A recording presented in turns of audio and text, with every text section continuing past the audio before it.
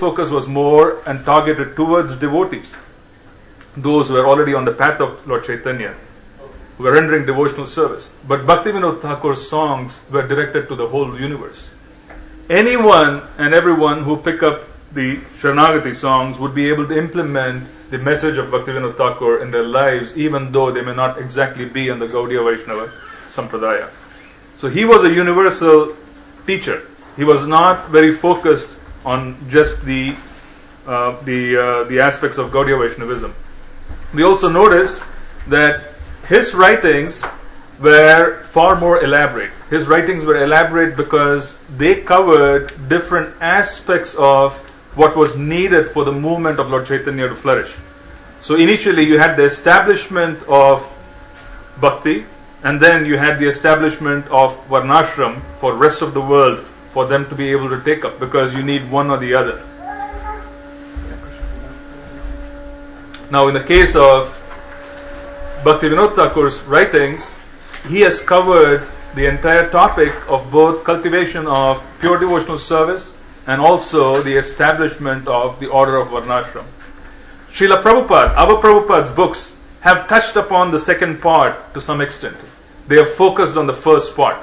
So Bhaktivinoda Thakur's books are a larger universe from which there has been an extraction by our Prabhupada for him to be able to render aspects of pure devotional service and the aspects of sadhana bhakti. He has touched upon Varnashram, but Bhaktivinoda Thakur has really gone in depth into those aspects as well. Bhaktivinoda Thakur back in the 1800s also addressed the deviant segments of society. He used to pose as a Sahajiya and compose and write articles in Sahajiya journals. He used to go by the name of, I forget the specific name, he used to go by a pseudonym. He used to go by a pseudonym, and he used to author articles in the books of Sahajiyas to influence them. He used to go to churches and he used to speak on the podium. He used to present himself in political circles and share messages. So he was an extraordinary preacher, considering the fact that he revitalized the Gaudiya Vaishnava Parampara back in the late 1880s. Right? He was practically alone in doing it. Considering that his writings that were given were on his own and based on what was established, it is extraordinary. Extraordinary personality. Now, taking up his prayers, we will have to understand that one of the reasons why we bring this up is the topic of surrender is being addressed extensively in the Bhagavad Gita. The Bhagavad Gita is about surrender. The Srimad Bhagavatam is about surrender. Lord Chaitanya's movement is about surrender to the holy names. There's no distinction. But what is the role of prayers? That is something which we would want to also look into, because this is and has to be an integral part of our daily sadhana. This is our personal communication to the parampara. This is our personal communication to Lord Chaitanya. Now, do we have the qualification to compose a certain personal communication to the Lord? We do not. The acharyas have the authority. They have the adhikar. The acharyas have composed these prayers so that we could use them and communicate to the parampara and communicate to the deities and communicate to Lord Chaitanya begging for mercy. Right? So this should be our vehicle, but for us to be able to effectively use this vehicle, we have to receive the mercy of the one who has provided this vehicle. So Bhaktivinoda Thakur, to some of you who probably have not seen his picture or may not have seen, he is right there, 1, 2, 3, 4, fourth from Prabhupada. He's right there. He is the most predominant Acharya. He is considered to be the 7th Goswami. 6 Goswamis of Vrindavan. The 7th Goswami is considered to be Srila Bhaktivinoda Thakur because that was the profundity of his impact on the Gaudiya Vaishnava movement. He practically revitalized the movement single-handed. Bhaktisiddhanta Saraswati Thakur followed, but he was very young. It was Bhaktivinoda Thakur who cultivated this. Right? So he discovered the birthplace of Lord Chaitanya. From his mutt in Navadvip, he was able to see a vision of the Adbhut Mandir. In Mayapur, we are building an Adbhut Mandir. That vision was seen by Bhaktivinoda Thakur from the corridor of his Bhajan Kutir, the place where he used to walk. So he used to walk during the night and chant. He used to sleep for 2 to 3 hours. He used to walk during the night from one end of the corridor to the other. And during one of those times, what he used to effectively do, remember, he was a single-handed preacher. He used to preach and oppose. And he used to strategize on how to preach and walk throughout the night and then take notes. So he saw a beautiful vision of a mandir on the opposite side of the Ganges. That is the Adbhut Mandir that we are actually setting up now in our complex in Mayapur. This vision was seen by Bhaktivinoda Thakur. It was recorded by him. He discovered the birth pastimes of Lord Chaitanya. Right? He discovered the birth pastimes of Lord Chaitanya. He invited Jagannath Das Babaji Maharaj and had him confirm the birth pastimes of Lord Chaitanya, the exact spot. The Yoga Peeth was established by Bhaktivinoda Thakur. There was tremendous opposition because there were people who were claiming that the Yoga Peeth was located elsewhere. It was on the opposite side of the Ganges. It was Bhaktivinoda Thakur who placed established our mission there. Mayapur, as we see today, came into being because of his mercy in one sense, because he was the one who took over and re-established the mission of Lord Chaitanya. And he brought forth a son, which is a very special activity for a Grihastha. He brought forth a child who was Bhakti Siddhanta Saraswati Thakur. It's an extraordinary achievement for us to be able to bring forth a powerful child who can basically save the whole world, which is what Bhakti Siddhanta Saraswati Thakur did. So his role is predominant. Now the reason why we are describing this again and again, and I keep speaking on this, is because personally the writings of our Prabhupada have been greatly influenced by Bhaktivinoda Thakur and Srila Vishwanath Chakravarti Thakur. These are two personalities who have influenced the writings of our Prabhupada.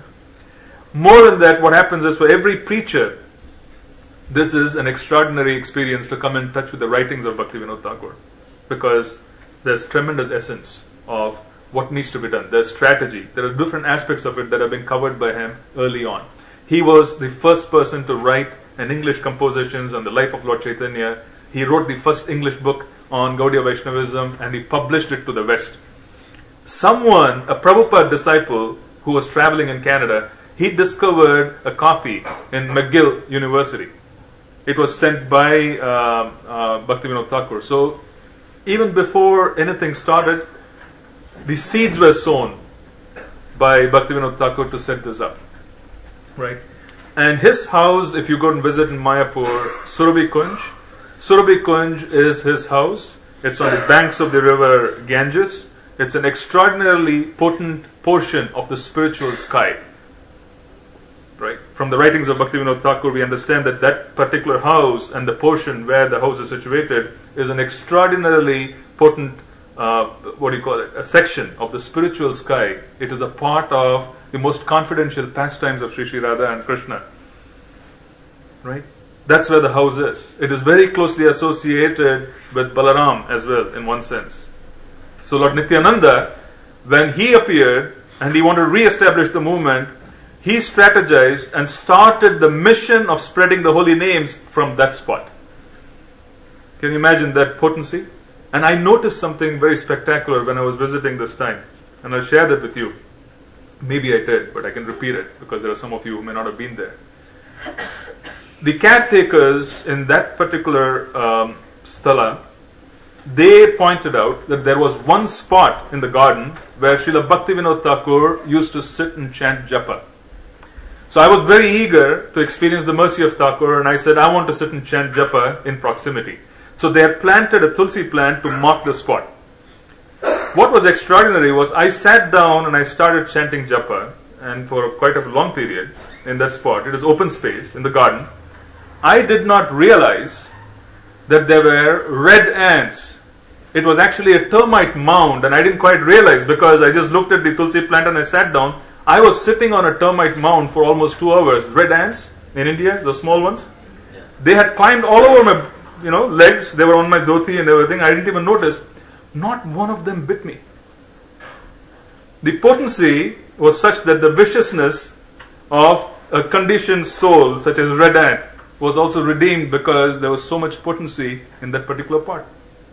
How do we condition ourselves? We condition ourselves by coming in touch with material nature. How does the condition get removed? It gets removed when spiritual nature comes in touch with us, it devastates. So the potency of the spot was that the consciousness of even those red ants was such that they did not have the consciousness to bite and cause unwanted harm to another living entity.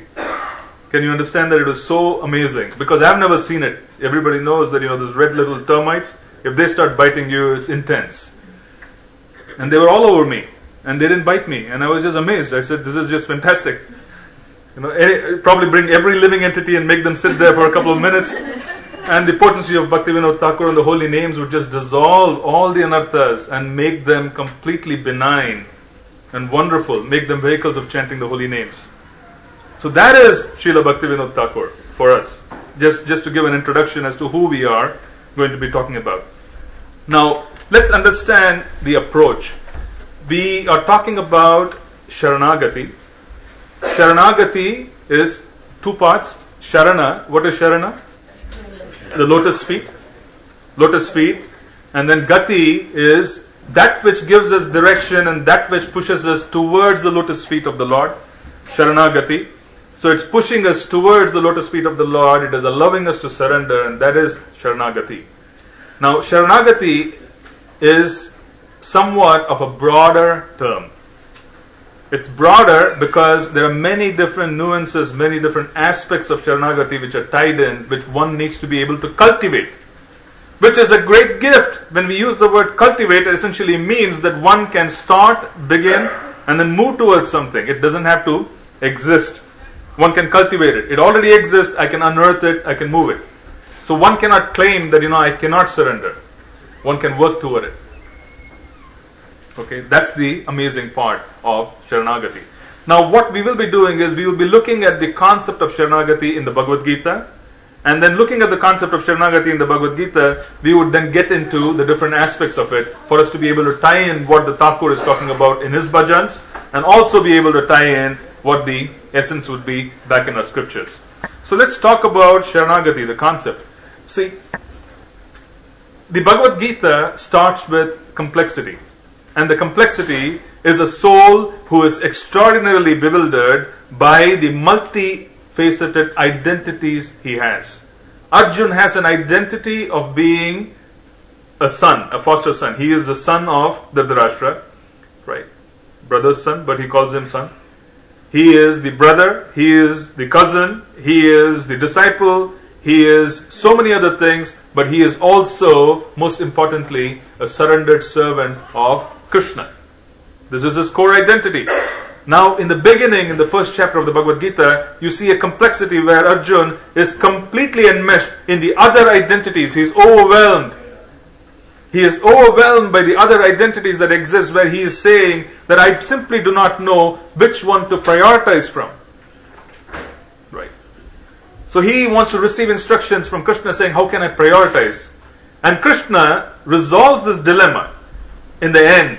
He says, Sarva dharman parityajya mam ekam sharanam vraja aham tvam sarva papebhyo mokshayasmi ma suchaha. So Sarva dharman parityajya mam ekam sharanam vraja. Mam ekam sharanam vraja, Sharanagati. Mam ekam sharanam vraja, surrender unto me, is Sharanagati. But then Sarva dharman parityajya, what is he saying? We again go back to refresh our memories on the approach that we took while discussing the Bhagavad Gita. We spoke of the Bhagavad Gita as our ability to understand Bhagavad Gita is that we want to be able to constantly keep Krishna in the center. That is the objective of the Bhagavad Gita. Sarva dharman parityajya mam ekam sharanam vraja. Mam ekam sharanam vraja, he has to be in the center. There can be no one else in the center. Everybody else goes in the periphery. We start adjusting the world accordingly. Now, remove Krishna from the center. Or understand that the Krishna that we want to focus on is the holy names. Non-different. Namanaminoho abhinnatvam. So we keep the holy names right in the center, and we want to look at everything else around us and try and see how we can surrender onto the holy names. That's the mission of Lord Chaitanya. This happened 500 years back, 5,000 years back, it was Sarva dharman parityajya. The message is consistent. 5,000 years back, it was Lord Krishna himself. 500 years back, it was his holy names which had to be in the center. So the paradox or the challenge Arjuna faced was How do I prioritize these different identities and different roles I have in this world, which leave such heavy samskaras that we cannot even overcome? Right? Every one of us works for a living. Right? Sometimes you wake up thinking of things that you have to take care of at work.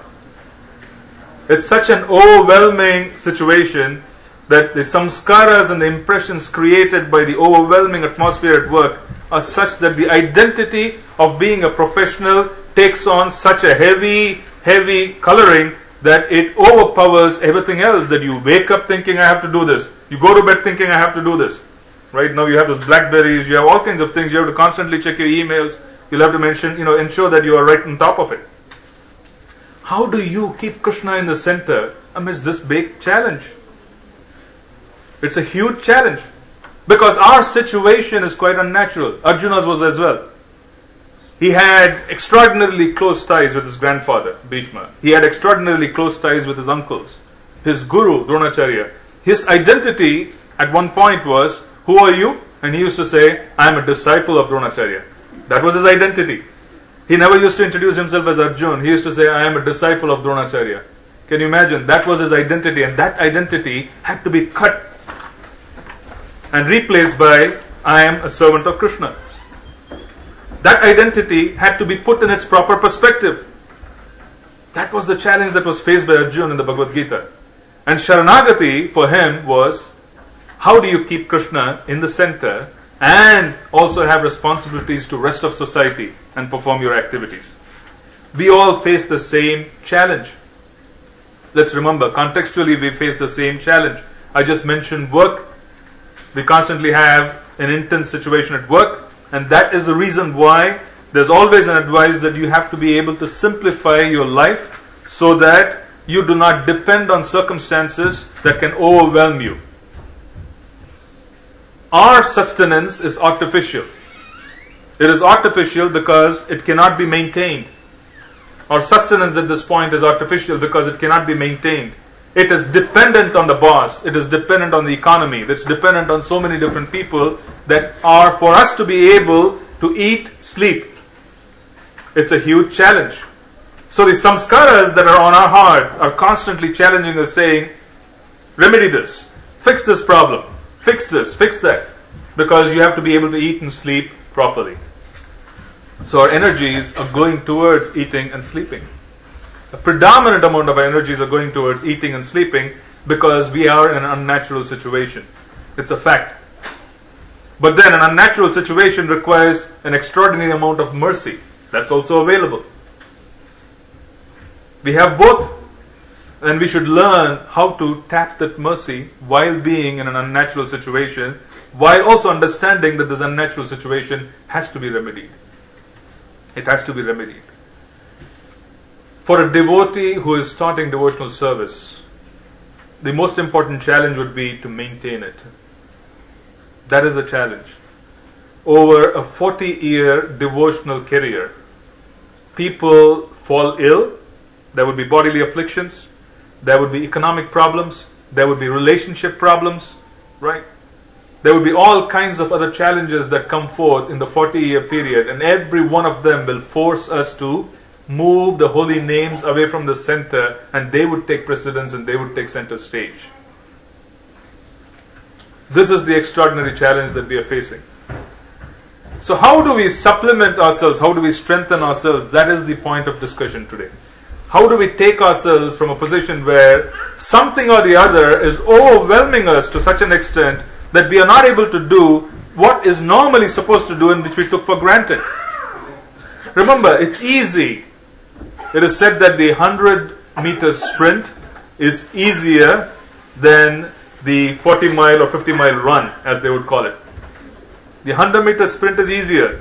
You can chant and you can be a devotee for a short period of time. Easy. If you're going to be doing the long haul, you better strategize, you better plan, understand where the challenges are. Because you will not be able to cope unless you're prepared. The most important aspect of such planning is for us to know what the goal is. So now every one of us have heard this, and I have specifically, at least for most of you, we have been interacting over the last few years, my classes have specifically focused on the topic of keeping the holy names in the center, keeping Krishna in the center. Practically every class I address the topic of keeping Krishna in the center, even at the risk of sounding redundant, because that is the message of the Bhagavad Gita. I keep repeating it. But yet, why is it that we face challenges? There needs to be just a small disruption in our lives. Krishna gets pushed out of the center. Why is it that it doesn't happen? Anybody have any answers? He wants to check how sincere we are. I'm sorry? He wants to see how sincere we are in persisting to keep Krishna in center. He wants to check how sincere. So you're saying that the obstacles that we face are a test to check our sincerity? Yes. It should be seen as a test. Beloved, understand that. It should be seen as a test. Because that is what is going to allow us for us to be able to endeavor and certify ourselves. It should be seen as a test. In most cases, we'll have to understand this, because this is a huge challenge in the minds of people. The minds of people, we suggest to ourselves that this is Krishna testing us. And if the test is too intense, we start hating the person who is giving us the test. Be very careful. It's just a matter of time. I'm just making sure that we understand. This is one flavor of how material energy attacks us. The intensity that comes in, if it becomes a little more than normal, then it becomes a problem, because we start looking at Krishna as an adversary. We start looking at him and saying that Krishna, you are interfering with my Krishna consciousness. Right? Why are you, Krishna, constantly putting obstacles on the path of Krishna consciousness? Right? So we have to be careful. Understand this. The problems that we face and the complexities that we face and the obstacles that we face are a part of our karmic pattern. This is our responsibility. These are our problems. Okay? However, if you take these problems and connect it to Krishna by saying that this is Krishna who is trying to strengthen me, at that point Krishna will get involved. So it is very important to remember two perspectives. Number one, our karma. These are not being given by Krishna. Be very careful, because if you convince yourself that these are being given by Krishna and it overwhelms us, we will end up hating him instead of loving him. The goal of Krishna consciousness is Krishna prema. It is not the opposite of it, and it is very easy, because the material energy can be overwhelming. There can be incidents which we can never digest, because that is the nature of this life, and we would attribute such incidents to the Lord. Why did you do this? Haven't we asked him? I'm sure that everyone seated here has pointed that finger to Krishna at some point in their lives, saying, God, why did you do this to me? We have done it. So we have to be very careful in understanding that these are our karmic patterns. We are connecting it to Krishna so that we would be able to use this as a platform for moving further. So please understand our obstacles properly, because otherwise it could become a block. But thank you for bringing that up. It allowed me to share that particular aspect, because this can be an anartha, which can be a huge obstacle. Right? There are people who face problems to such intensity, they lose their job, they lose something, they have complexities that they end up stopping devotional service 100% because they focus just on that to resolve it. And then things become even more complicated, because now you do not have the protection of the holy names. Your intelligence is the only thing which is going to be resolving it, and our intelligence is so tiny. How could we resolve material energy with our intelligence? So we have to be extraordinarily careful. Okay? This is the complexity. Now my question was, we have heard the topic of surrender. We have heard the topic that Krishna has to be right in the center. Why is it so difficult for us to actually go and surrender? Still we are identifying ourselves with the body. We are identifying ourselves with the body. And how is it so? I'll tell you why. Because even though we know there is the topic of surrender, we don't desire to surrender. There's no desire. Practically, there is no desire to surrender, even though it exists. It's a concept. We convince ourselves that, we have enough lifetimes for us to be able to chant and go back. Right. And Bhaktisiddhanta Saraswati Thakur made a statement. He said for most devotees, or he actually used the word, for an average devotee, it would take 3 lifetimes. It would take 3 lifetimes. And remember, his concept of average is very different from what we are. Okay? So he made a statement saying an average devotee, it would take 3 lifetimes for them to be able to surrender and go back to Godhead. The first lifetime would be spent in Anartha Nivritti. Uprooting the anarthas, uprooting the unwanted aspects of our existence. Just identifying what is wanted, what is not wanted would take an entire lifetime, and for us to be able to say that Krishna, I don't want this. That's 1 lifetime. Second lifetime, you fix yourself and proceed and reach bhava. Third lifetime, you go from bhava to the maturation of bhava. I'm sorry. I know who this is. What time is it? 12. Okay, this is a temple from Queens. They leave a message for me every Saturday saying you have to come for my program on Sunday. And I know who it is. I don't even have to pick up the phone and notice that it is them. So, anyways, so the point which I was trying to make is that you go from 3 lifetimes. 1 lifetime Anartha Nivritti, the second lifetime you go from Nishta right up to Bhava, the third lifetime you go up to Bhava right up to Krishna Prema. 3 lifetimes.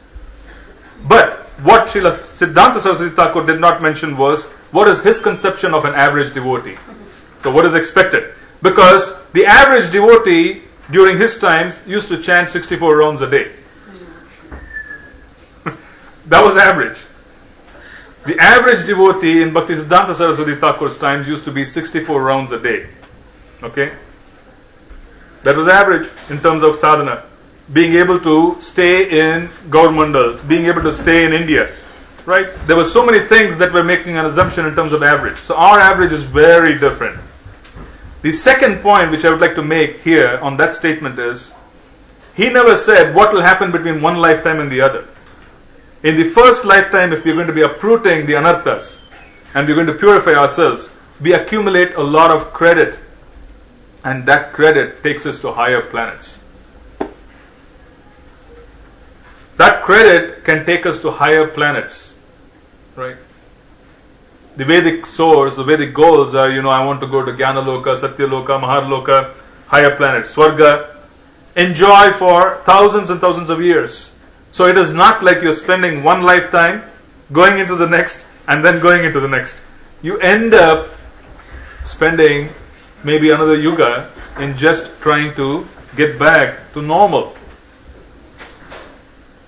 So with that particular goal in mind, understanding that we have an objective that has to be attained, a serious student would not plan that, yes, I have the ability to fail and take the exam 3 times. I remember when I was taking the exams, some professional exams a few years ago, back 15 years back, there were others who took the exam in the same hall with me, and they were quite casual and relaxed, and they told me that, it's okay, we can do it next year. What's the big deal? You can do it next year. So if you have a mentality that, it's okay, I can fail, I can do it in the next lifetime, it is okay, I can take it as it comes, you will have a problem because you are already setting ourselves up for failure. Accepting failure right in the onset is already setting ourselves up for failure. On the other hand, setting a goal saying, this is the only choice I have and this is my focus, that intensity is required for us to be able to move forward. I am ready to compromise on anything. I am ready to deprioritize. My desires are deep enough that this is my laser-like focus. I will not be distracted. That is required. If you are not able to do that, you will have a problem. A laser-like focus is required to accomplish anything which is extraordinary. And spiritual life is extraordinary. Can one imagine what is the gift of Lord Chaitanya? Krishna Prema is Sudurlabha. Attaining the association of pure devotees is extraordinary. So unless we understand that this is an extraordinary circumstance that has been given to us, we have been given an opportunity that is not supposed to be missed. I have no choice. This is my only focus. I will deprioritize everything. I will set life around this. This should be the attitude. If we can do that, we make strides. If we cannot do that, we would be stumbling. Desires are fulfilled. Right? What is 15:15 in the Bhagavad Gita? That is the Paribhasha Sutra of the Bhagavad Gita. Yes.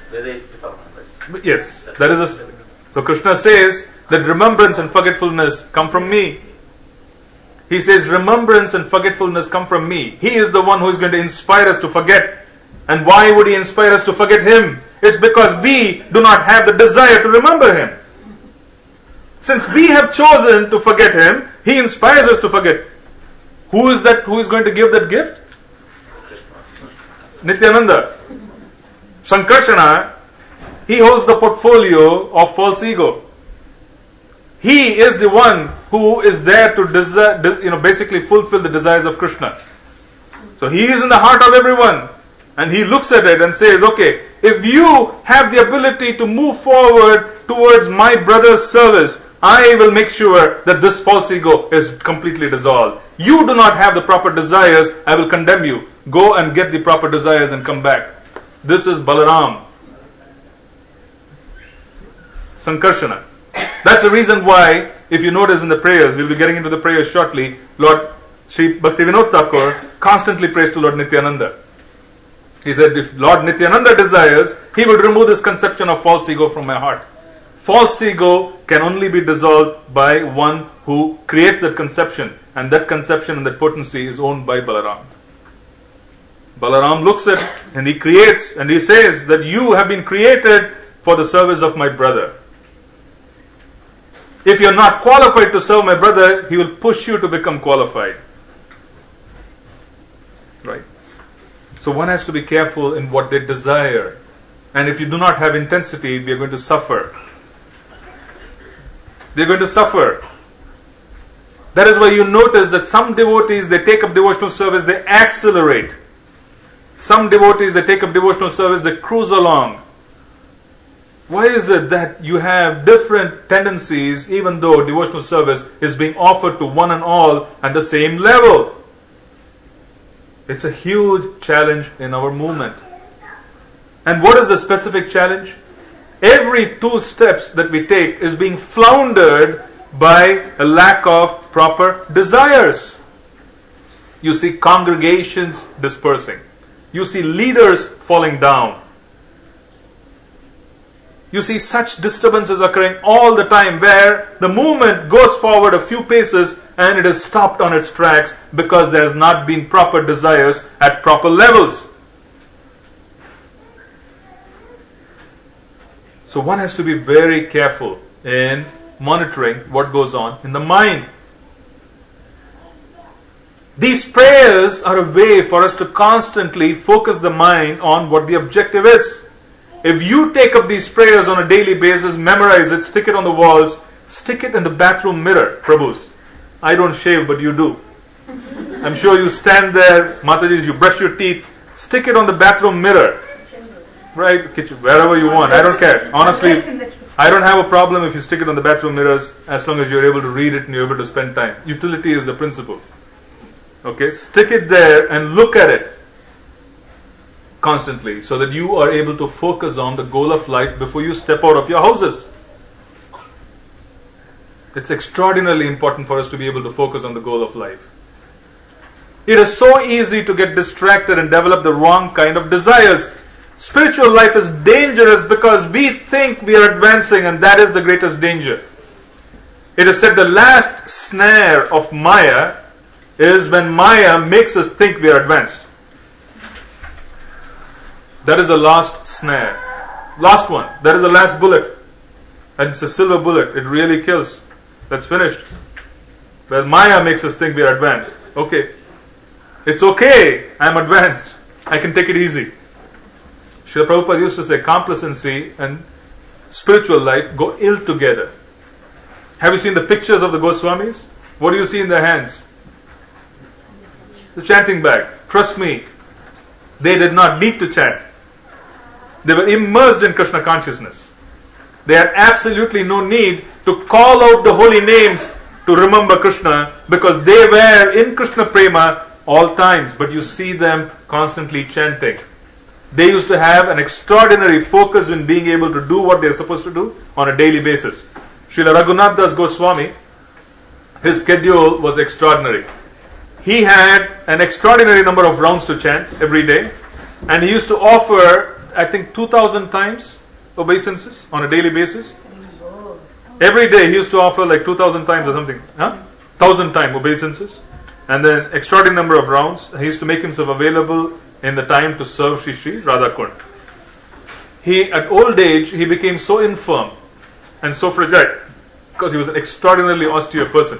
He became so infirm and fragile that if he pays obeisances, someone had to lift him. He had no strength even to bring himself back on his feet, but he used to do this. Srila Sanatana Goswami used to do a Govardhan Parikrama every day, to such an extent that it became necessary for Krishna to come and tell him that you should stop this, you're too old. So he said, I manifest myself as a Govardhan Shila, you do Parikrama around this Shila 3 times a day, it is considered to be Parikrama around Govardhan Parvat. So why were our Acharyas giving us such notions? You see Srila Prabhupada, despite his traveling, despite his books, devotees constantly used to see him holding on to the chanting bags and chanting and calling out the holy names.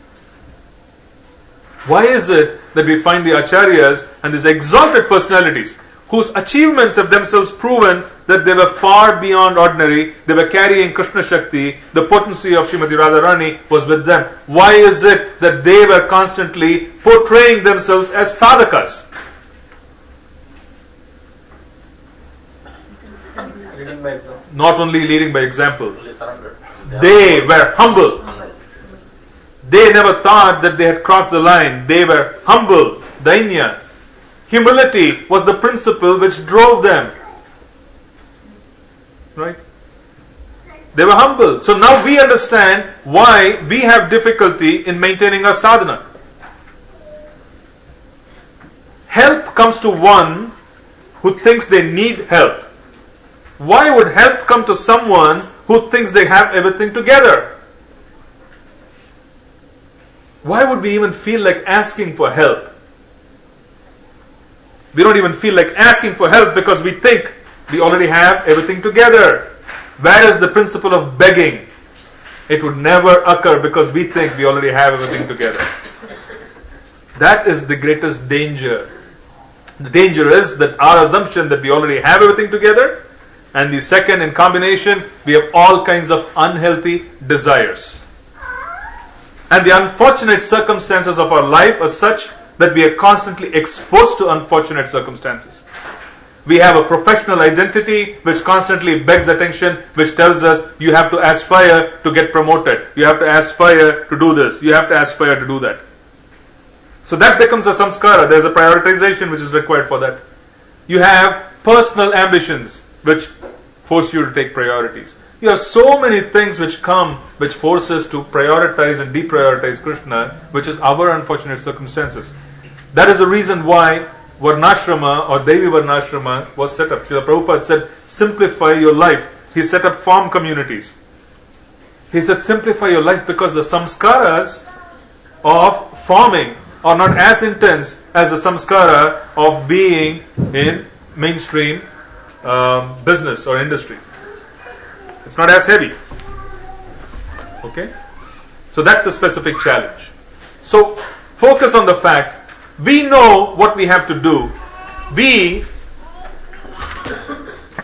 Thank you. This is also needed. It's also needed. Okay. This is going to make me look like a politician. That's okay. Maybe I am a politician. Who knows? Okay. So now I can't really be inspired. If I shout, it'll become too loud. Okay? Anyway. Thank you. But more intensity seems really... Yeah. So the fact is that we know what we are supposed to do. The fundamental message of Krishna consciousness has been given in the first class that we attend in any sangha. Do you all agree that you heard that you have to chant? You heard that you have to have the association of devotees. You heard that you have to focus on Shastra. You heard that you have to serve These are fundamentals and these are spoken in every class. So in one sense, all we needed was just one class for us to be able to pick it up if we were sincere enough. But hundreds of classes later, we still do not have the proper desires for us to be able to surrender. We are facing challenges, right? Which we have to take inventory of. It requires a focus.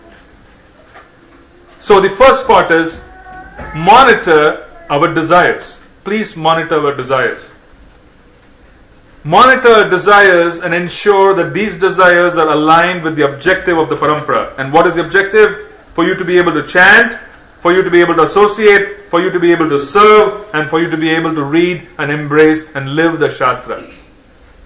Monitor our desires to see whether these desires can help us do what we are objectively trying to do. Okay? So this is our kind of setting the stage where we want to understand that our challenge is that we are not able to keep Krishna in the center. We have certain complexities in life which constantly force us to deprioritize Krishna. Right? Prabhu, I was doing that. I was doing this. You can hear this quite often. There were sanghas that existed. There were sanghas that got dissolved. There were devotees who are a part of the movement who don't exist anymore. There were some who I knew 30 years back who I do not even know where they are. Right? So this is something which we would want to consider. We want to consider that these are challenges. So that is the first part. The second part is we monitor the desires because we know what we are supposed to do. We have to keep Krishna in the center, which is Saranagati. Our problem is we don't desire Saranagati. So now let's find a solution. That should be the objective. Correct? We have identified what the problem is. Let's see what the solution is going to be for us to be able to take the help of the acharyas. Right? So let's start with the first song that we chose.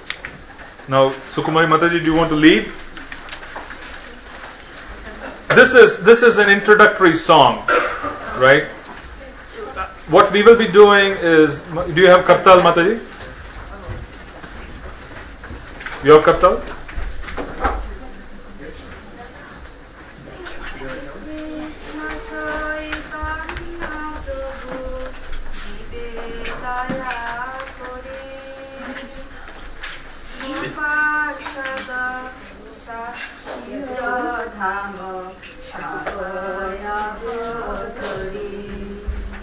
Sri Krishna Chaitanya Prabhu Jive Doya Kori Swapasada Sriya Dama Saha Avatari.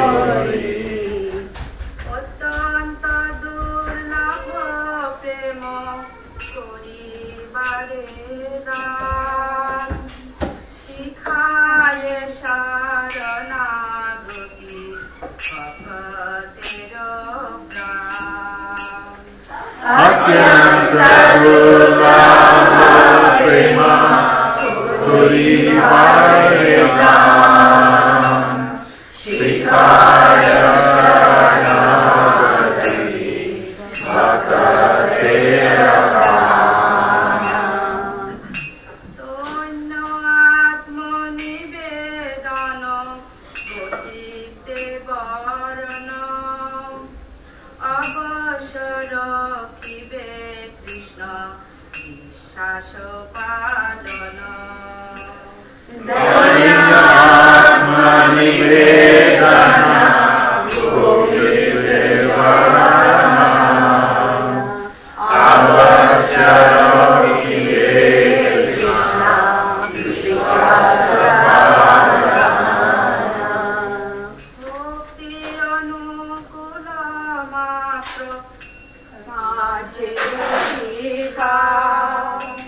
Bhakti Pratikula Bhav Varjanangika Bhakti Anukula Karya Srika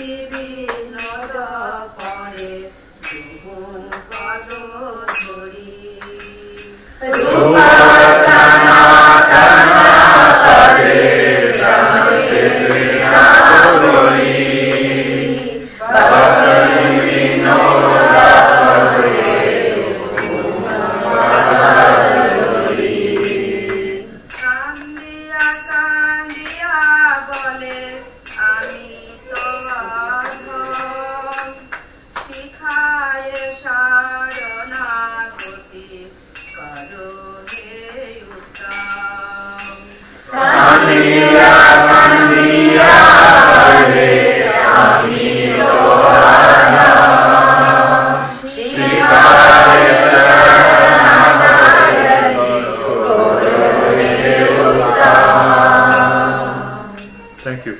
So let's read into the purport. I just want to make sure that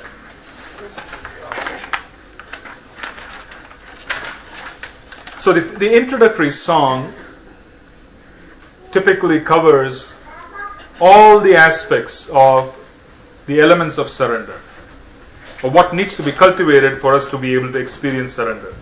So the translation is, out of compassion for the fallen souls, Sri Krishna Chaitanya came to this world with his personal associates and divine abode to teach Saranagati, surrender to the Almighty Godhead, and to freely distribute ecstatic love of God, which is ordinarily very difficult to obtain.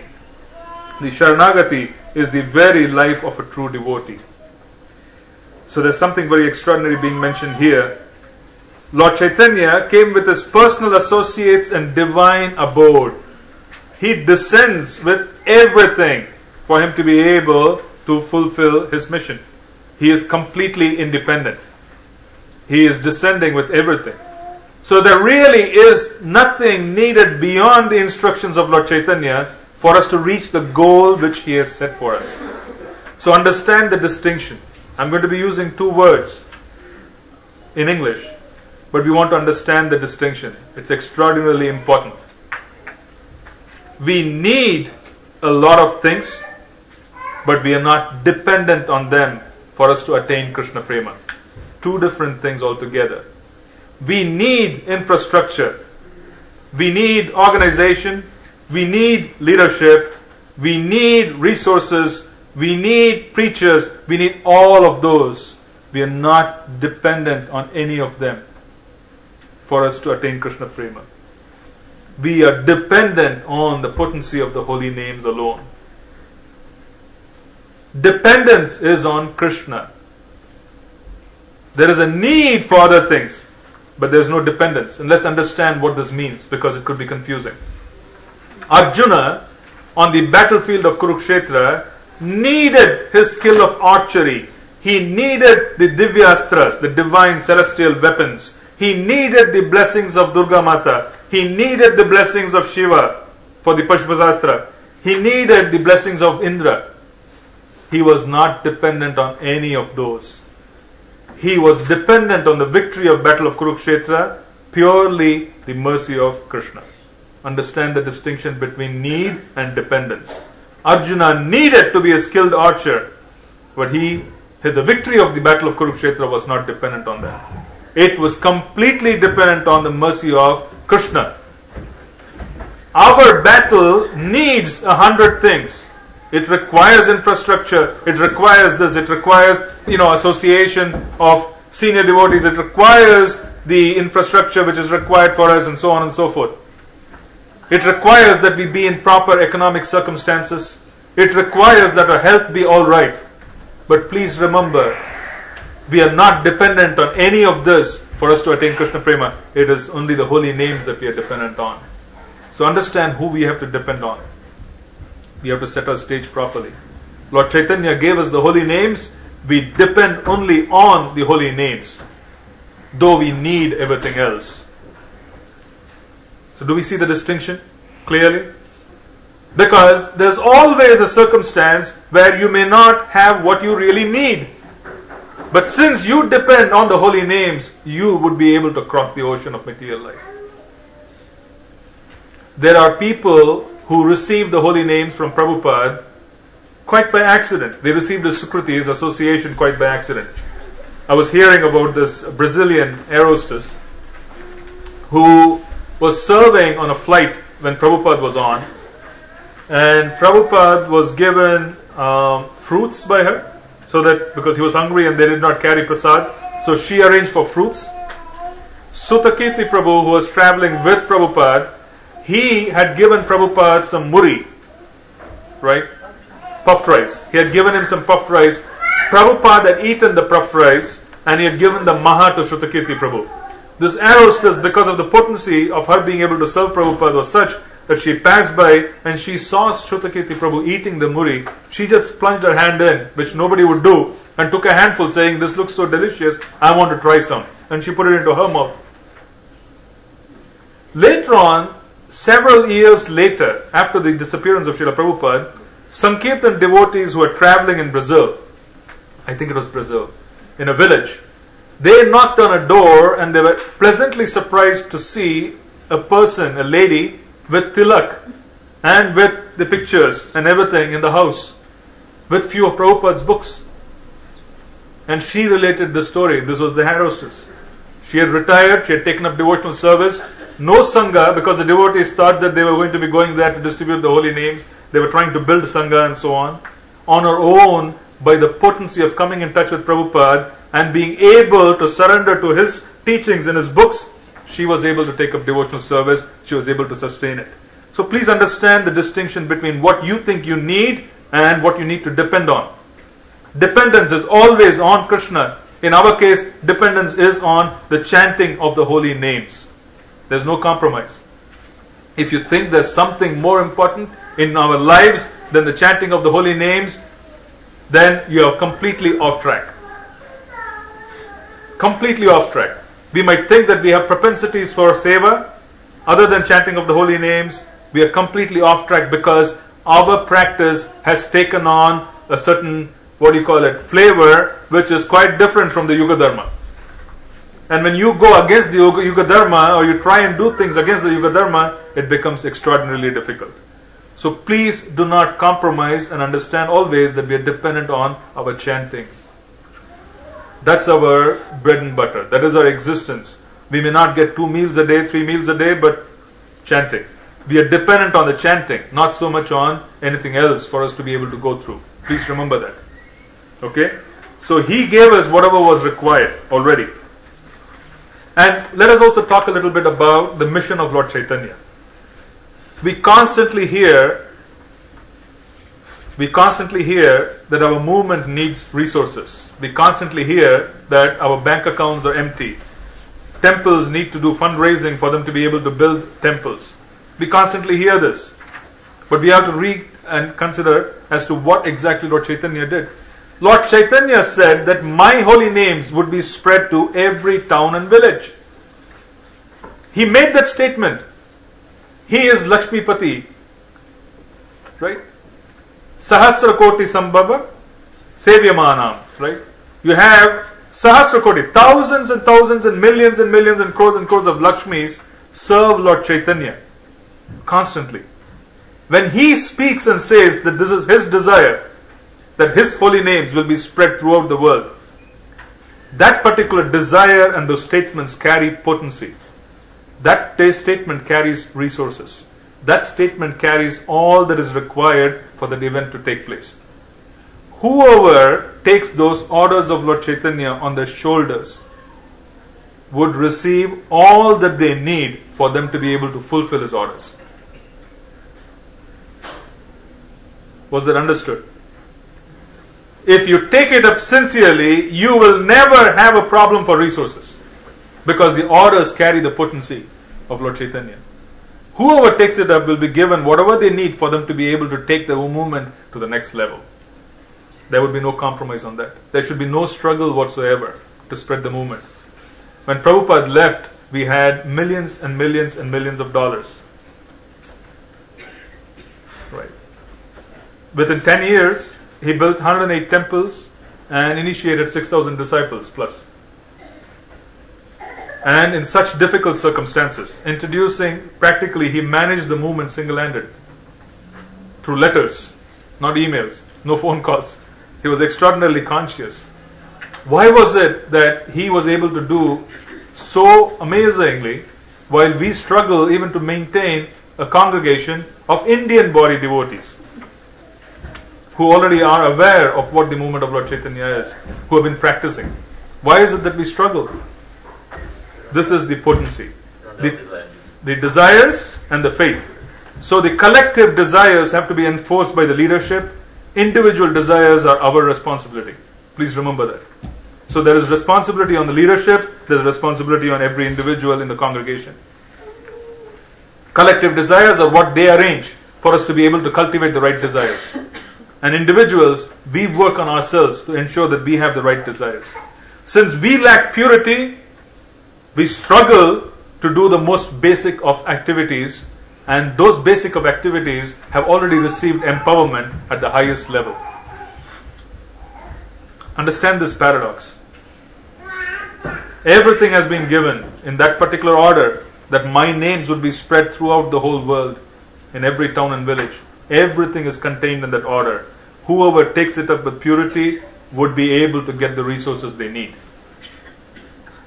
Okay? So it's collective purity and individual purity, both. How the congregation gets together and builds collective purity, how we work on ourselves individually to improve our own purity. Our future is dependent on both. And this can only happen if there is a 100% focus on spreading the holy names. You focus on anything else, be it as an organization or individual, we would not move forward. It's black and white. Why should we beat around the bush while the messages of the Acharyas are so clear that you have to focus on the holy names? This is our mission. Okay? So the ways of Saranagati are humility, this is the first principle, dedication of the self, acceptance of the Lord as the only maintainer, faith that Krishna will surely protect, execution of only those acts favorable to pure devotion, renunciation of conduct adverse to pure devotion. These are 6 different aspects of surrender. The youthful son of Nanda Maharaj, Sri Krishna, hears the prayers of anyone who takes refuge in him by this 6-fold practice. Prabhus and Matajis, pay attention to this statement. The exalted personality of Bhaktivinoda Thakur is making a statement here, which essentially means that if we take this statement seriously and follow the principles, we will receive the blessings contained in this prayer. What is he saying? He is saying, the youthful son of Nanda Maharaj, Sri Krishna, hears the prayers of anyone who takes refuge in him by this 6-fold practice. This is a promise made by Bhaktivinoda Thakur. Does Krishna have a choice? He doesn't have a choice. He would have to follow whatever Bhaktivinoda Thakur has written here. Because that is the nature of pure devotional service. Krishna becomes subservient to his pure devotees. And that is also the reason why it is so rare. Imagine Krishna becoming subservient. Krishna has no choice. Krishna is now bound by that statement of Bhaktivinoda Thakur. Whoever follows the 6 principles, Krishna has to say, okay, I have to listen to you now. Let me hear your prayers.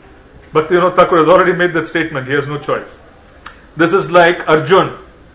Arjun on the battlefield of Kurukshetra, he basically was distraught and he was extraordinarily intensely grief-stricken by the loss of Abhimanyu. In that grief-stricken moment, and also inspired from within by the super soul, he takes an oath. He says, Jayadratha, since you were the cause of the murder of my son, tomorrow by sundown, I will take your life. If I do not take your life, I would take Agni Samadhi. I would jump into the fire. This is the nature of a Kshatriya. Kshatriyas are well known for their promises. They are very, very well known for their promises. They would not want to move away from their words. This is Kshatriya quality. There will be no helplessness. They would make a statement. So this promise was made by Arjun. Krishna looked at him and he said, Arjun, what were you thinking about? What were you thinking about? How did you make this kind of a promise? By sundown tomorrow? He says, Krishna, that's not my problem. It is your problem. I have made that promise. I am your servant. Help me. Krishna says, okay. So that's how the relationship is. The devotee makes a promise and Krishna fulfills those promises. So here Bhaktivinoda Thakur has made that statement, Krishna will fulfill it, 100%. Bhaktivinoda places a straw between his teeth, prostrates himself before the two Goswamis, Sri Rupa and Sri Sanatana, clasps their lotus feet with his hands. I am certainly the lowest of men, he tells them weeping, but please make me the best of men by teaching me the ways of Saranagati. Now, this is a personality who, right at the peak of his devotional career, is writing this statement that he is going to take straw in his teeth. Essentially, what do we mean by taking straw in the teeth? He's humble. What do we mean? Humbler than grass.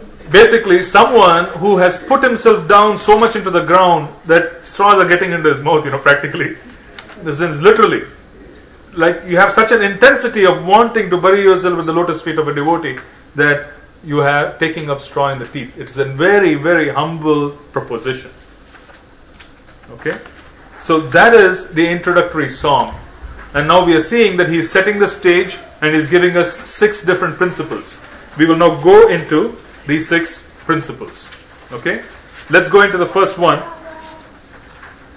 which is the song again here on Dainya, on humility.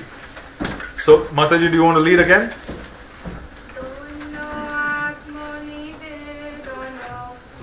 Oh, I'm sorry. The second page. Second page. Third page. Emona Durmati. Yeah. That's okay.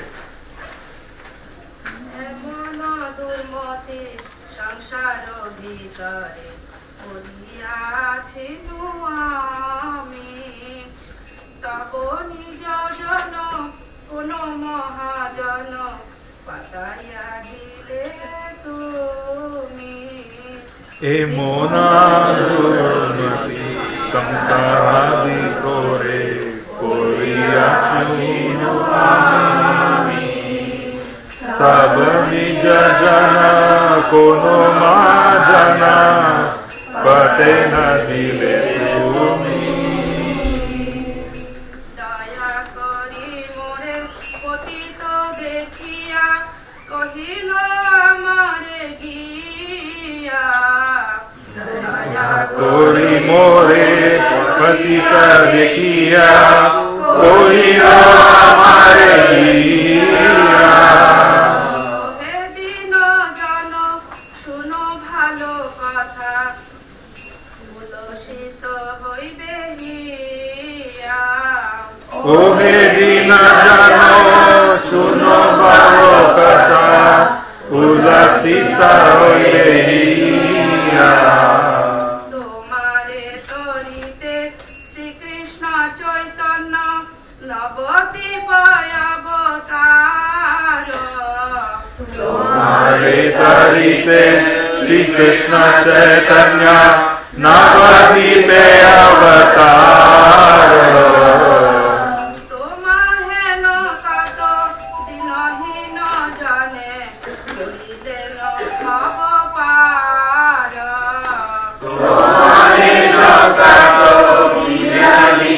জনে বলিলেন অবপার বেদের প্রতিজ্ঞা রখিবার তারে রুগ্মবর্ণ বিপ্রসূত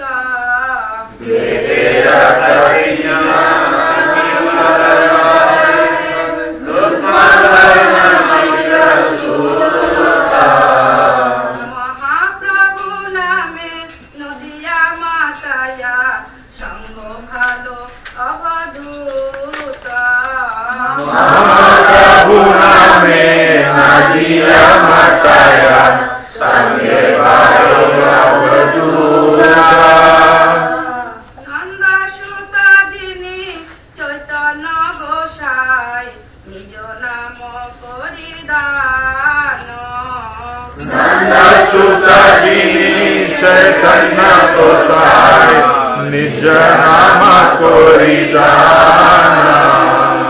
তরিল জগত তুমিও জয় লাভ নিজ পরিত্রাণ Karilo Jagata Tumiyo Jaya Yo Nija পরিত্রাণ। সে কথা শুনিয়া আসিয়াছি নাথ তোমার চরণ কালে। সে কথা শুনিয়া আসিয়াছি নাথ তোমার চরণ তলে। ভক্তি বিনোদ কান্দিয়া কান্দিয়া আপনা কাহিনী বলে। ভক্তি বিনোদ কান্দিয়া কান্দিয়া আপনা কাহিনী বলে। এমন দুর্মতি সংসার ভিতরে করিয়া আছি আমি। এমন দুর্মতি সংসার ভিতরে করিয়াছি আমি। তব নিজ জন কোন মহাজন পাতাইলা দিলে তুমি। তব নিজ জন কোন মহাজন পাঠাইলে দিলে তুমি। Thank you. So the translation, please repeat after me when I read the translation, so this way we'll get it right. A wicked mind brought me into this world. A wicked mind brought me into this world. O Lord, O Lord, but one of your pure and elevated devotees but one of your pure and elevated devotees has come to bring me out. has come to bring me out. He saw me so fallen and wretched, He saw me so fallen and wretched, took pity, took pity, and came to me saying, and came to me saying, O humbled soul, O humble soul, please listen to this good tiding, please listen to this good tidings, for it would gladden your heart. for it will gladden your heart. Sri Krishna Chaitanya Sri Krishna Chaitanya has appeared in the land of Navadvipa has appeared in the land of Navadvipa to deliver you. to deliver you. He has safely conducted He has safely conducted many miserable souls, many miserable souls, such as you, such as you, across the sea of worldly existence, across the sea of worldly existence, to fulfill the promise of the Vedas. to fulfill the promise of the Vedas. The son of a Brahmana, The son of a Brahmana, bearing the name Mahaprabhu, bearing the name of Mahaprabhu, of golden complexion, of golden complexion, has descended with his brother, has descended his brother, the Avaduta, the Avaduta, Nityananda. Nityananda. Together, Together, they are overwhelmed, they were overwhelmed, all of Nadia, all of Nadia, with divine ecstasy. with divine ecstasy. Sri Chaitanya, Sri Chaitanya, who is Krishna himself, who is Krishna himself, the son of Nanda, the son of Nanda, has saved the world has saved the world by freely distributing by freely distributing his own holy name. his own holy name. Go also Go also and receive your deliverance. and receive your deliverance. So here we are looking at it saying, oh, one more verse, one more line in the back. Oh, I'm sorry. Okay. Oh Lord, hearing those words, O Lord, hearing those words, Bhakti Vinoda has come weeping Bhakti Vinoda has come weeping to the soles of your lotus feet to the soles of your lotus feet, and tells the story of his life. See, what is the first impression that you get when you read the verses and the translations here? is so humble. Helplessness. This is a person who feels extraordinarily helpless where he is seeking help and he is seeking the mercy. Right? That is the first impression. Now, why is it that dainya or humility is a facet of surrender? Why is it that it is so important? Because if you think you are already qualified, you are exalted, then you don't need anybody's help. So, You will not be able to get help unless you feel that you need help. That's number one. Okay? Yes. Kills the ego. It kills the ego. Yes. Bhakti travels from top to bottom. Bottom. Okay. From Flows from top to bottom. top to bottom. Yes, it flows down. So we are positioning ourselves right at the bottom so that we can receive and be a proper vessel of being able to receive that mercy. Right? Yes. Very good. What else? Why is it that humility is required? What is humility? What is your understanding of humility? Open up, because this is an extraordinarily complex word, trust me. It is very complex, even though it is simple, it's been defined, it's been spoken of. Every one of us practically will have our own conception of what humility is, based on our false ego. Still we know that we can do on our own, we cannot be humble. I'm sorry? Till we know that we can do on our own, we cannot be humble. Humility means dependence, total dependence. Total dependence that comes out of understanding our position. We are nothing. Understanding that we are minuscule. Understanding that our potencies and our intelligence is extraordinarily limited. Okay? Whatever we have attained until now, and please hold this to your heart, whatever we have attained until now is pure mercy. If this were to depend purely on our efforts, yeah, good luck with that. We know how things are when things work on our effort. Okay. This is purely where we have placed ourselves is based on mercy. Now let's understand the definition of humility. There were a couple of statements made by Srila Bhaktivinoda Thakur. I would just like to share those because we are trying to enter into his mood of humility here. Bhaktivinoda Thakur defined humility in two ways. Rather, the same aspects, but then he made two statements. The first was, he says, humility is the quality of having no expectations from anyone whatsoever. I need to be honored, I need to be respected, I need to be given a position, I need this, I need that. What is the symptom of this particular statement? What do you understand this? Putting ourselves in the center. Exactly. I need. This is my need. Putting ourselves in the center. Okay? The opposite of it is having no expectations, which is putting ourselves in the periphery. I have absolutely no expectations while I enter into this congregation. Let us forget about outside the congregation. We have problems even in the temple environment. What to say of outside? Let's just focus on Sangha first. When I enter into Sangha, I have zero expectations. Zero expectations on how things should be. I have zero expectations. But zero expectation is difficult, right? That's why we say that desire should be in Krishna consciousness, not desire for myself, but for Krishna. That is right. So zero. You can say that yes, it is not so much of a void that you have zero expectations. Yeah. Your focus is on keeping Krishna in the center, but I am talking about in relationship to me. Okay. In relationship to me, I have zero expectations. I expect to be treated in a certain way. I expect this. I expect that. That is a big zero. So he said, lack of expectations. That's number one. This is humility. The second definition is, humility is the principle of accepting the plan of Krishna and having the courage to act upon it.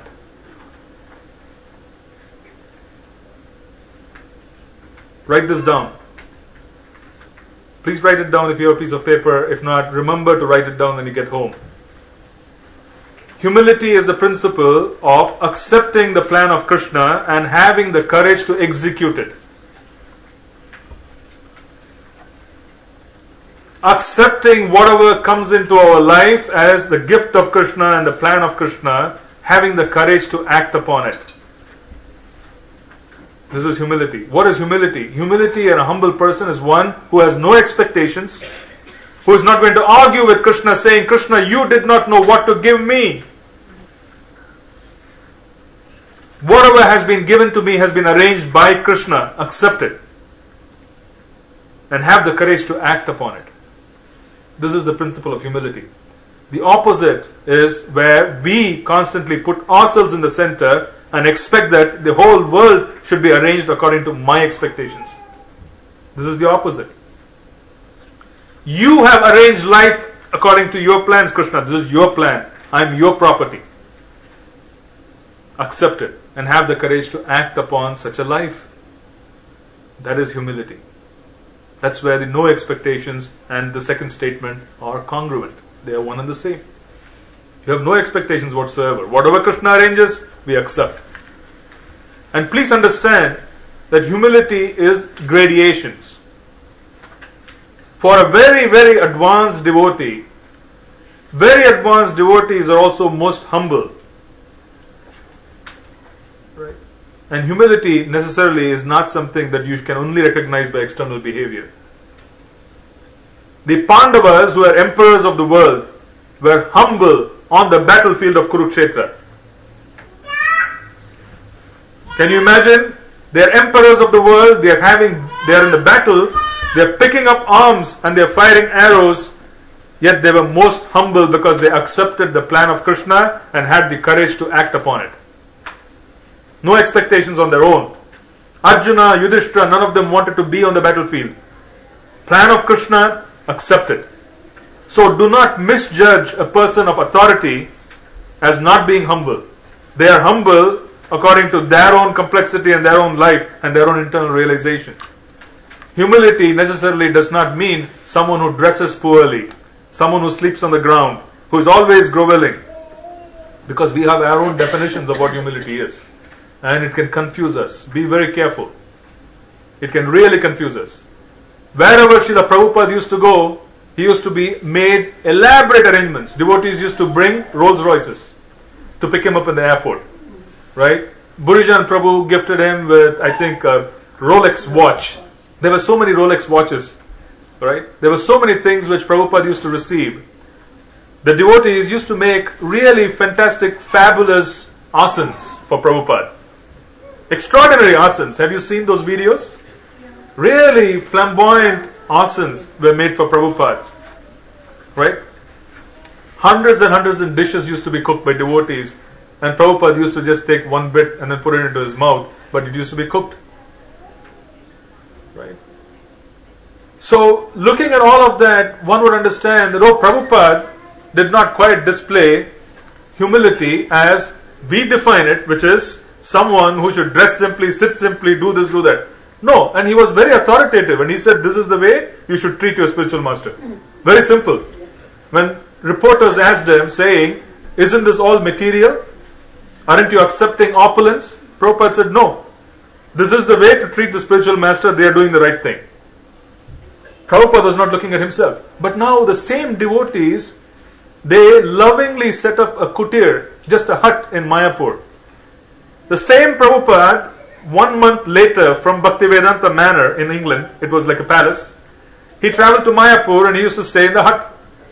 He used to travel to Bombay while they were building Juhu and he used to stay in that hut. It was the same Prabhupada. And devotees used to offer him whatever little arrangements they could make because their means were very simple. They used to be in hardship making arrangements.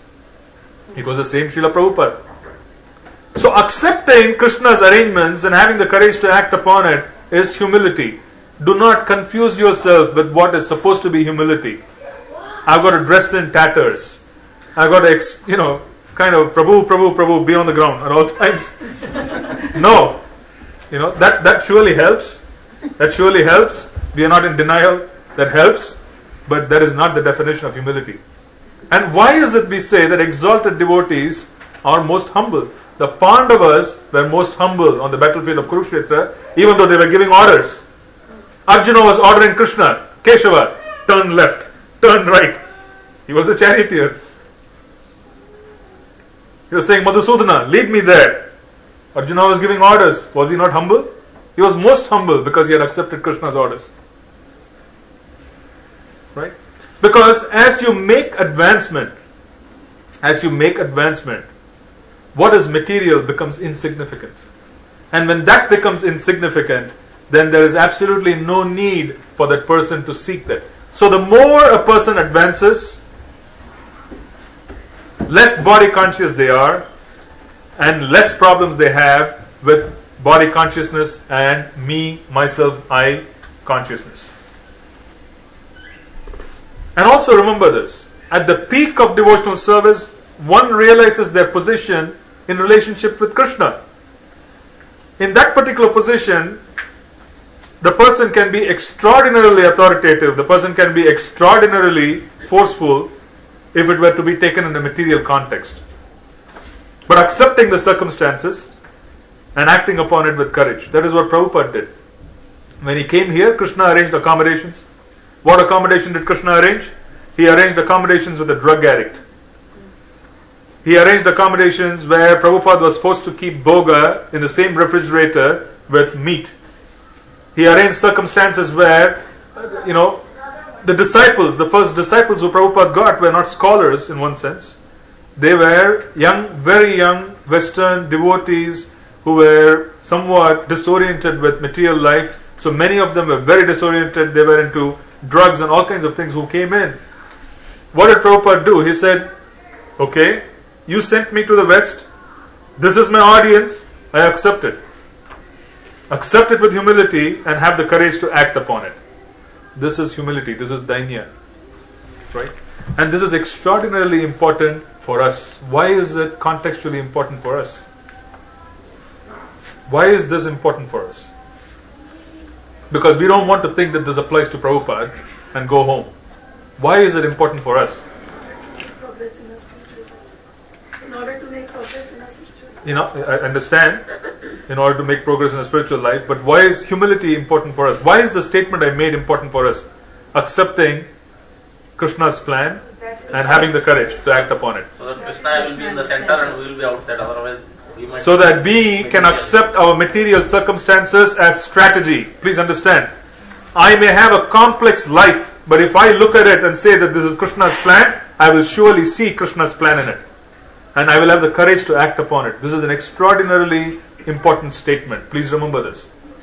In a 40-year span, there would be circumstances in our life which will be very complex. We have to remember that this is Krishna's plan. The moment you accept it as Krishna's plan, it will become Krishna's plan, even though it is just our karma.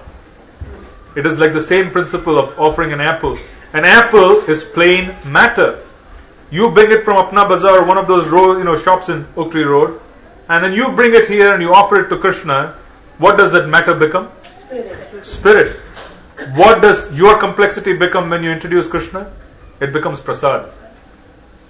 Do you understand? The trick about devotional service is for us to be able to process a situation and introduce Krishna into it. Once you introduce Krishna into it and start accepting that this is your plan, dear Lord, provide me with the intelligence, provide me with the courage so that I can act upon it. He will give us the association, He will give us the instructions, He will show the path, and He would help us move forward because it is His plan. So this is humility. This is the lesson of humility that we want to take out of this prayer. Dainya. So why is it which is being said here? Right? He saw me so fallen and wretched, He took pity and came to me saying, O humble soul, please listen to this good tiding, for it will gladden your heart. Until we become helpless, we are not going to receive help. It's extraordinarily important for us to feel that way. What to do if we don't feel that way? Right? It's a challenge. You can say, Prabhu, yes, thank you for sharing this, but we don't feel that way. We say, pretend to feel that way, because that desire will force Lord Shankarshana to create such real feelings. He is within the heart. He is going to be fulfilling your desires. Cultivate the desire of wanting to be humble. And how do you cultivate the desire of wanting to be humble? What is it which you need to do? Chant holy names in eagerness. No. Like a child. What do you say? How many of you have teenagers at home? Okay. Right. Now what do teenagers do? Typical teenagers do is they fix the posters of rock stars, they fix the posters of their idols on the wall, they become completely absorbed. Do you see that? It's normal. When we grew up, we did it too.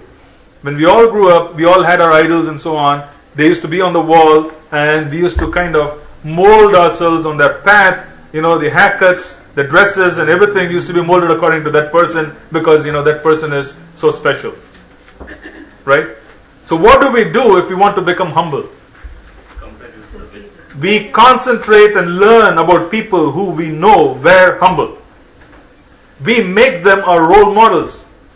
We bring a picture and we keep those pictures all over the house if we get inspired by someone in the Shastra. It could be Haridas Thakur. It could be a different devotee in the Chaitanya Charitamrita who we are really inspired by. We need role models. Keep role models. The way you learn to be humble is to observe the qualities of one who is already humble. Observe ourselves in the activities. And trust me, if you really want to learn about a transcendental personality, really, then that transcendental personality will help us. Okay? Yes? You were mentioning a few minutes ago that we cannot judge humility of a person by the external activities, and now you're saying that we should be in association or follow, who is really humble. How do we identify that, somebody is really humble, and we take the right poster on our walls? Falena parichite, right? Falena parichayate essentially means that you look at a tree and you understand it by its fruits. So in the Shastra, we have so many personalities who have already yielded fruits. Lord Chaitanya picked up Haridas Thakur and danced. He gave us a signal that this is what I expect from my devotees. This person was so exalted, he surrendered himself so much that this is extraordinary. So Haridas Thakur's life, for instance, is an epitome of humility. The reason why it's an epitome of humility is, number one, look at the challenges he faced. Go back to my earlier definition. The definition is, accept everything as Krishna's plan, have the courage to act upon it. He was chanting under a tulsi tree. People got envious. They sent a local prostitute to defame him, to get him into trouble. He accepted that as Krishna's plan, but he was so humble that he constantly sought the mercy of Vrinda Devi. He was under the shelter of Vrinda Devi. She gave him protection. He was alone. Who was there? It was Tulsi, it was Haridas Thakur, and the prostitute. Who gave him protection? It was Tulsi Maharani and the holy names. So he was so humble that he sought her protection and called out the holy names softly, accepting that this is Krishna's plan. He wants to, you can say that he wants to just test my ability. He wants to make me stronger. He could have taken it in a umpteen number of ways.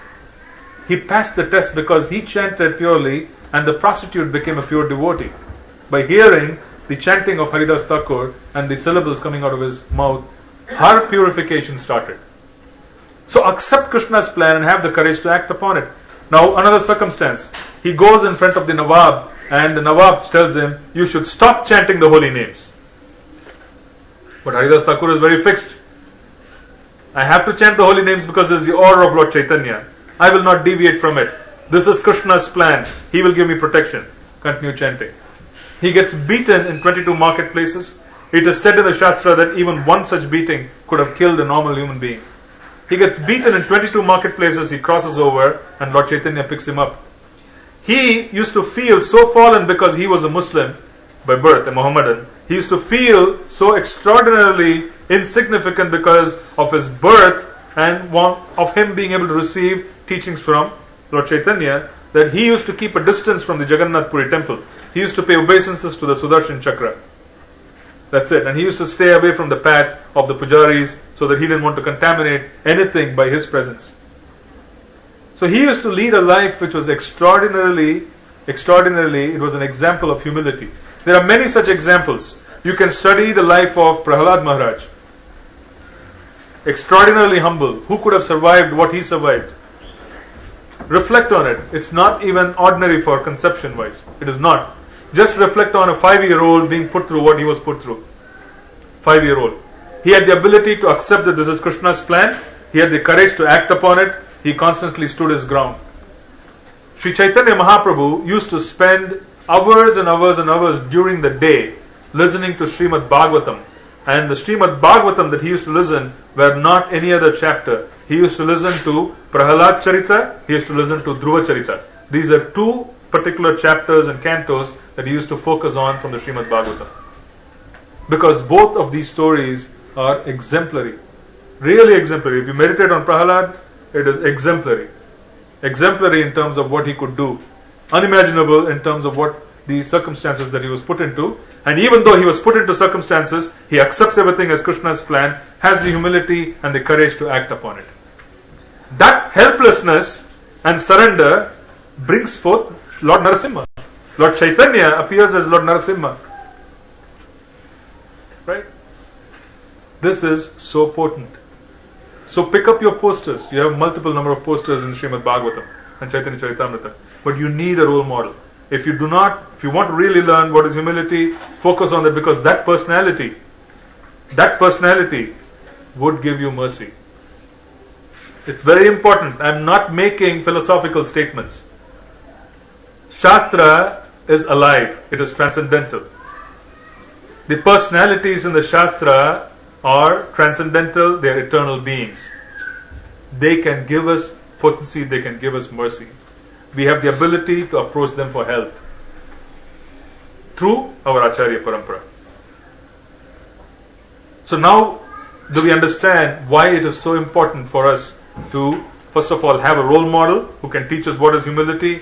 Number two, understand what is humility. Humility is our ability to accept Krishna's plan and act upon it with courage. Everything else will follow. Okay, this is the circumstance. I walk into a place, this is my circumstance. I walk into a professional environment, this is being given by Krishna. Krishna will give us protection. And constantly monitor our desires to ensure that our desires are not misaligned. Ensure that our desires are aligned with the objectives of devotional service. Okay, it's now 1 o'clock. We started somewhere at 11:30. I would like to ask you, now we do have, I think, 5 more sections to cover. We can probably spend, some of them have common topics, so we might be able to move through them. So what is it which we want to do now? We have 2 options. One, it's 1 o'clock. We can take a prasadam break and assemble again sharply at 2. And then we can have one more 1.5 hour session to end by 3:30. Or we can take a half hour break at 1:30 and go on till 3. But that might be a little challenging for some of you who probably need to honor prasad. I am open to either because I don't eat, so it's okay. I'll just sit here and chant and wait for you to come back. But I want to ask you, what is your choice? Put Krishna in the center and think. Okay, he got the point. Okay, and I'm going to give you a plan and I want you to have the courage to act upon it. Let's continue. There's some time for the prasad. Oh, there is some time? Yes. Okay. All right. So maybe we can do one more verse.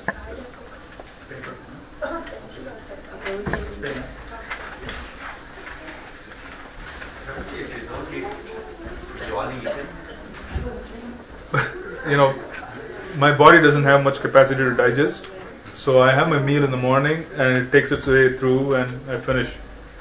So I kind of restrict myself that way.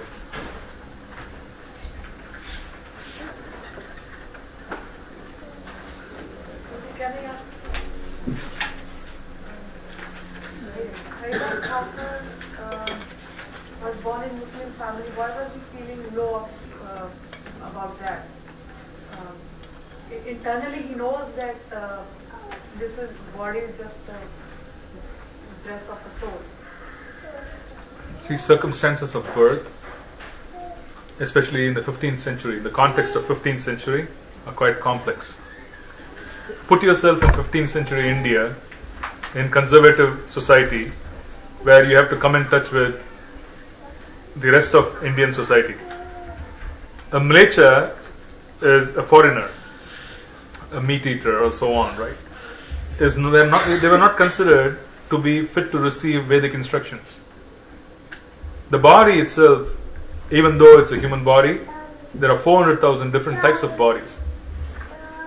There are 400,000 different types of human bodies in different parts of the universe. So it's not just the body that you have is the only type of body. There are different types of bodies.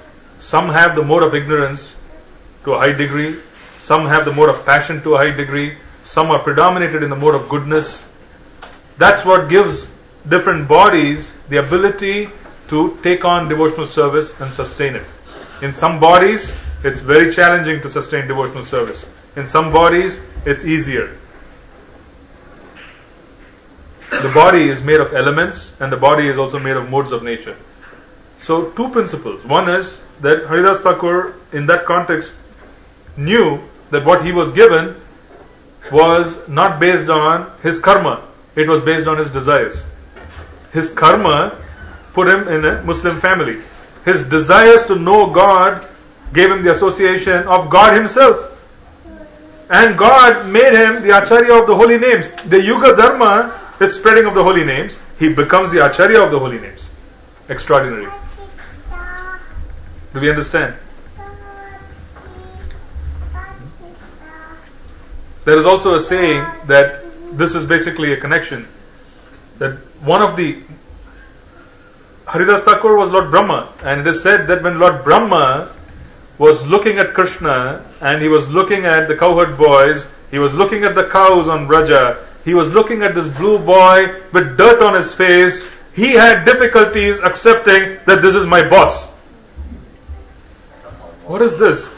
This boy, he is grabbing food from the mouth of the other fellows, he's putting it in his mouth, he's playing with dirt, he is milking the cows, he is doing such things. How could he be my boss?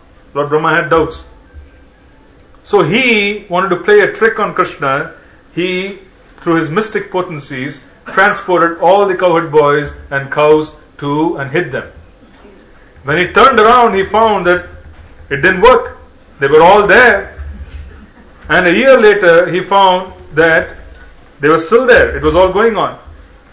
And he saw that every one of those cowherd boys and cows and calves, they were four-armed forms of Lord Vishnu, of Narayan himself.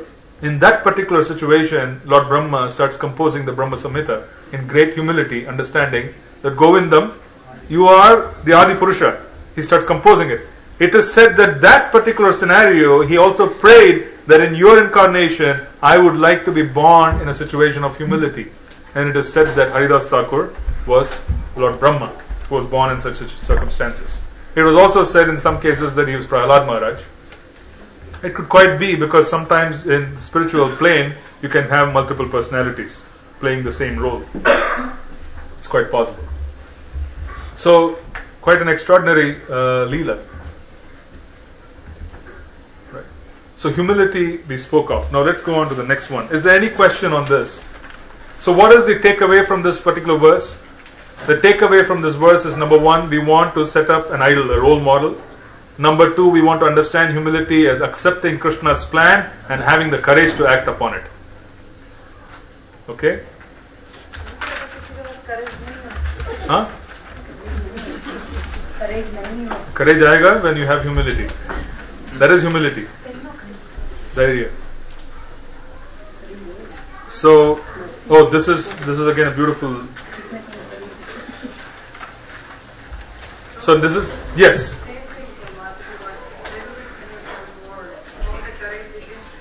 How do we develop courage? You need to be able to study the circumstances of those who have walked through challenging times.